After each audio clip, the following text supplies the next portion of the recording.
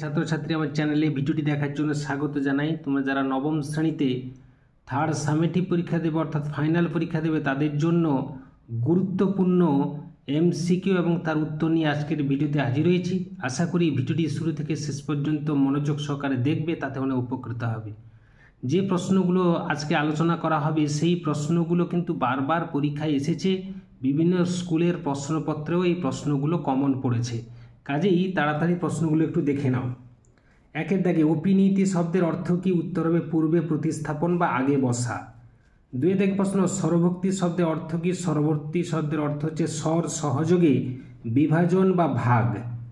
পরবর্তী প্রশ্ন বিপ্রকর্ষ শব্দের অর্থ কি? বিপ্রকর্ষ শব্দের অর্থ হলো দূরবর্তী হওয়া। এবারে পরবর্তী প্রশ্ন স্বল্প শব্দটির সন্ধি বিচ্ছেদ হলো সুযুক্ত অল্প স্বল্প। পাঁচে থেকে প্রশ্ন বিশেষ্য পদ নির্দেশ করে, কাকে নির্দেশ করে? উত্তর হবে নামকে নির্দেশ করে। পরবর্তী প্রশ্ন কলকাতার কোন কলেজে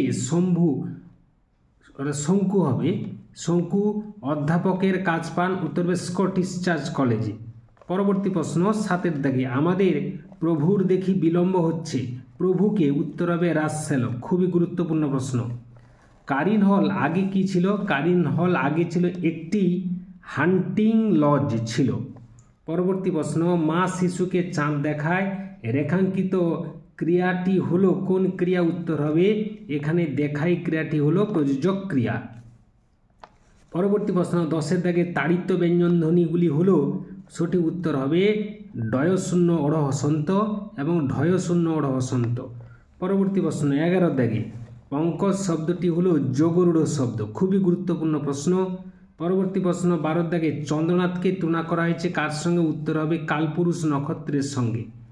হিরুকে তুলনা করা হয়েছে কার সঙ্গে? উত্তর হবে শুকতারার সঙ্গে হিরুকে তুলনা করা হয়েছে। পরবর্তী প্রশ্ন তিনি আমেরিকায় আমার বিশেষ বন্ধু ছিলেন, তিনি কে? তিনি হলেন মিসেস বুল। পরবর্তী প্রশ্ন ইনি রাজবিদ্রোহী, ইনি হলেন এখানে কোন সর্বনাম? উত্তর হবে নির্দেশক সর্বনাম। পরবর্তী প্রশ্ন জেরেমি সন্ডার্সের স্ত্রীর নাম কি ছিল? জেরেমি সন্ডার্সের স্ত্রীর নাম ছিল ডরথি। 17 থেকে প্রশ্ন ভাঙার গান কবিতায় কবি জীবন পানে কাকে ডাকতে বলেছেন? উত্তর হবে মৃত্যুকে। এরপরে আমরা চলে যাব পরবর্তী প্রশ্ন 18 দাগে কার্শিয়াং স্টেশনের উচ্চতা কত? 4864 ফিট। এই প্রশ্নটা অধিকাংশ স্কুলের পরীক্ষায় আসে। পরবর্তী প্রশ্ন 19 দাগে স্বর্ণপর্ণির কথা শঙ্কুর বাবা কোন গ্রন্থে পেয়েছিলেন? উত্তর হবে প্রাচীন শাস্ত্র চরক সংহিতা, এই গ্রন্থে তিনি পেয়েছিলেন। এই প্রশ্নটাও বারবার পরীক্ষায় আসে। পরবর্তী প্রশ্ন খেয়া কবিতাটির উৎস কি? খেয়া কবিতাটির উৎস হলো চৈতালি কাব্যগ্রন্থ। ভাঙার গান কবিতাটির উৎস কি? উত্তর হবে ভাঙার গান কাব্যগ্রন্থ। আমরা কবিতাটির উৎস কি? আমরা কবিতাটির উৎস হলো কুহু ও কেকা, এটাও একটি কাব্যগ্রন্থ। নব নব সৃষ্টি প্রবন্ধে কোন মহাকাব্যের উল্লেখ আছে? উত্তর হবে মহাভারত নামক মহাকাব্যের উল্লেখ আছে। ওরে ও তরুণ ঈশান, ঈশান শব্দটির অর্থ কি? উত্তর হবে ঈশান শব্দটির অর্থ হচ্ছে শিব। এখানে তরুণ বীর বিপ্লবীর কথা বলা হয়েছে ভাঙার গান কবিতা অনুসারে। আরেকটি ঈশান শব্দের অর্থ হচ্ছে উত্তর পূর্ব কোণ। পরবর্তী প্রশ্ন নেভে না তার কি নেভে না? উত্তর হবে যন্ত্রণা নেভে না। 26 থেকে প্রশ্ন ইলিয়াসের ভালো ঘোড়াগুলো কারা চুরি করেছিল? উত্তর হবে কিরবিজরা ইলিয়াসের ভালো ঘোড়াগুলো চুরি করেছিল। আমি এক ছোড়া মালা খুঁজিতেছিলাম, বক্তাকে? বক্তা হলেন অপরিচিত যুবক রুক্মিণী কুমার। পরবর্তী প্রশ্ন এখন অর্থাৎ রুক্মিণী কুমার রায়। 28 থেকে প্রশ্ন এখন সে সাধ পূর্ণ হইল কোন সাধ? উত্তর হবে পর্বত দর্শন। 29 থেকে প্রশ্ন রাধারানী কোথায় রথ দেখতে গিয়েছিল?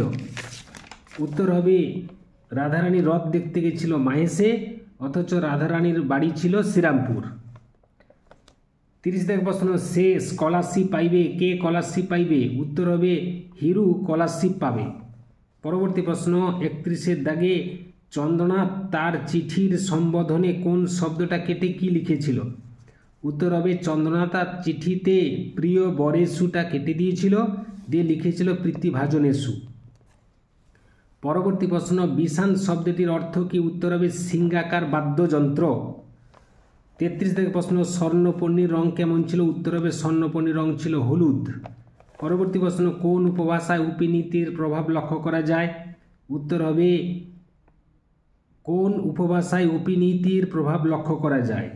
সঠিক উত্তর হবে বঙ্গালী উপভাষায় উপনীতির প্রাধান্য লক্ষ্য করা যায়।